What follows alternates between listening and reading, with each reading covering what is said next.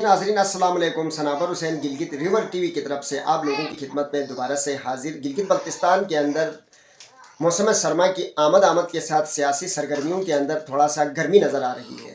मुस्लिम league नून के साबिका chief minister और हालिया सदर गिलगित बल्तिस्तान हाफिज़ुर रहमान के खिलाफ जो धड़ा बना हुआ है जाफरुल्लाह खान साहब और इंजीनियर अनवर साहब की सरबराही में।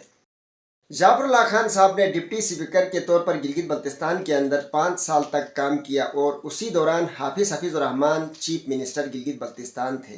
तो उसी दौरान जाफरुल्लाह खान साहब ने हाफिज़ुर रहमान के ऊपर कोई इल्ज़ाम नहीं लगाया कि उनके पास जाली डिग्री है।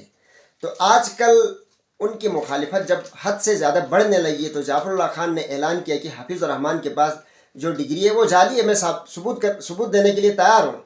तो अब उनसे मेरा सवाल ये है कि जब आप हुकूमत में थे तो उस टाइम ये सवाल क्यों नहीं उठाया और आवाम के सामने ये बात आपने पेश क्यों नहीं की? जब आप मुखालिफ हो गए तो उनके खिलाफ ये बात की भले डिग्री जाली सही, लेकिन सवाल ये बनता है कि उस दौरान आपको कहना चाहिए था। उधर से अगर हम बात करते हैं हुंजा के अंदर जो मीर गजम्फर साहब जो है उनकी तो कोई पार्टी ही नहीं है। वो जिसकी हुकूमत होती है वफाक के अंदर उसी पार्टी में जम होके कोशिश करते हैं कि मैं चीफ एग्जीक्यूटिव आऊँ या गवर्नर आ जाऊँ या कोई बड़ा पोर्टफोलियो में पकड़ लूँ, लेकिन उसी में नाकामी होती है। तो अब जब मुस्लिम लीग नून के लिए थोड़ा सा रास्ता हमवार हुआ पाकिस्तानी सियासत के अंदर तो उन्होंने इस दड़े को मजबूत करने के लिए अपने हिस्से की शमع जलाई। इसी तरह इंजीनियर अनवर साहब की अगर मैं बात करूँ, वो कहते हैं कि 40 साल तक मुसलसल हमने नवाज शरीफ को तोहफा दिया है दरेल तांगीर से। तो ऐसा है कि 2004 के अंदर उन्होंने खुद मुस्लिम लीग नून से उनके चाचा ने, उनके मामू ने रिज़ाइन किया, जो उनके चाचा थे उस दौरान, हालांकि सदारत थी उनके पास मुस्लिम लीग नून की, छोड़ के चले गए थे काब ग्रुप में। अब कहते हैं कि 40 साल तक मुसलसल उन लोगों ने नवाज शरीफ को तोहफा दिया। मेरे ख्याल के मुताबिक ये सियासतदान सब झूठ बोलते हैं, आवाम के साथ भी झूठ बोलते हैं, ब्यूरोक्रेसी के साथ भी झूठ बोलते हैं और उधर वफाक में भी जाके झूठ बोल के गिलगित बल्तिस्तान की इज़्ज़त का सत्यानाश करते हैं। ये लोग एक बात पर टिकते नहीं।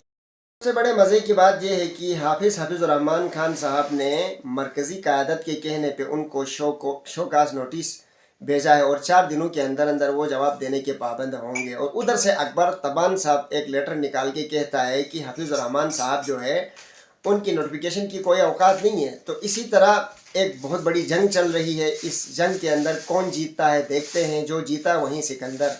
न्यूट्रल हो के अगर मैं एक बात कहूँ तो हाफिज़ुर रहमान की कद जो है वो अभी तक उनसे मजबूत है और आला है, क्योंकि अवामी सतह पर, समाजी सतह पर कोई भी प्रोग्राम होता है हाफिज़ुर रहमान को ही मदऊ किया जाता है, चाहे वो रमादा होटल का प्रोग्राम हो, चाहे कोई भी समाजी या माशी सरगर्मी की इनाग्रेशन हो, तो उसमें हाफिज़ुर रहमान को दावत दे के बाकायदा उस प्रोग्राम का आगाज़ किया जाता है। तो इस मुतनाज़ इलाके के अंदर 3 बड़ी सियासी जमातें हैं, एक पाकिस्तान पीपल्स पार्टी, दूसरा मुस्लिम लीग नून, तीसरा पाकिस्तान तहरीक इंसाफ। पाकिस्तान पीपल्स पार्टी के कारकुनान एक दूसरों के साथ नाराज़ नज़र नहीं आ रहे हैं और ना अल्फाज की उनकी कोई जंग है एक दूसरों के साथ खिलाफ।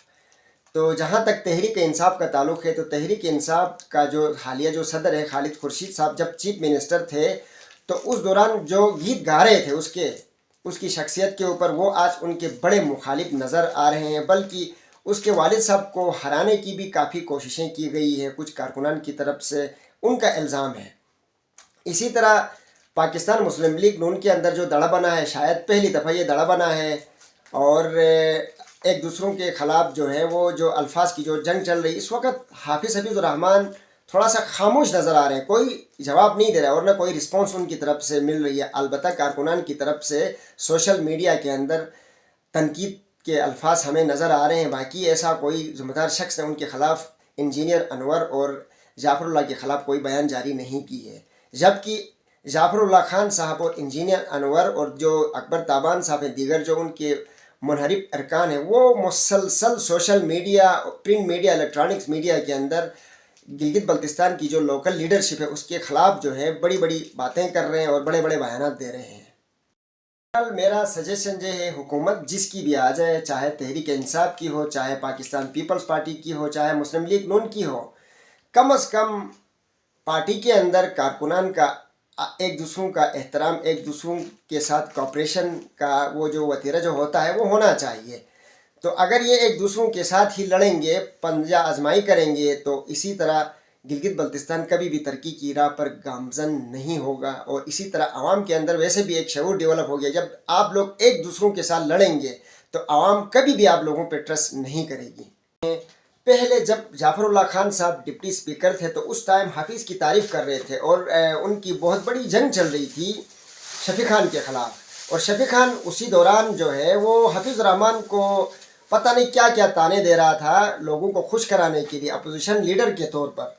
اب حفیظ الرحمان کے ساتھ شامل ہو کے کچھ ٹائم کے لیے 6-7 مہینوں کے لیے حفیظ الرحمان کے سیکریٹریٹ میں آ کے اس کی تعریف کیا، پھر بعد میں جب گروپ بنا تو پھر دوبارہ اس گروپ میں شامل ہو کے حفیظ الرحمان کے خلاف باتیں شروع کی۔ یہ سارے لوگ منافقت کر رہے ہیں، عوام کو بیوقوف بنا رہے ہیں۔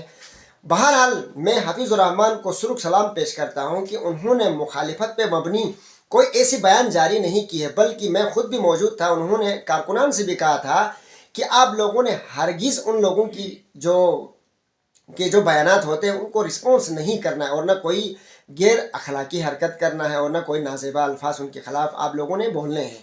تو یہ میں نے چیز حفیظ الرحمان کی دیکھی کہ ان کے اندر تھوڑا سا اخلاقیات نظر آتی ہے۔ باقی جو دیگر جو منحرف ارکان ہیں وہ پتہ نہیں کون کون سے الزامات لگاتے ہیں، جب حکومت میں ہوتے ہیں تو یہ الزامات ان لوگوں کو یاد نہیں آتے۔ تو گلگت بلتستان کے دوستوں، بھائیوں، حقیقت جان کی جو جیو، کیونکہ یہ لوگ آپ لوگوں کو بیوقوف بنا رہے ہیں۔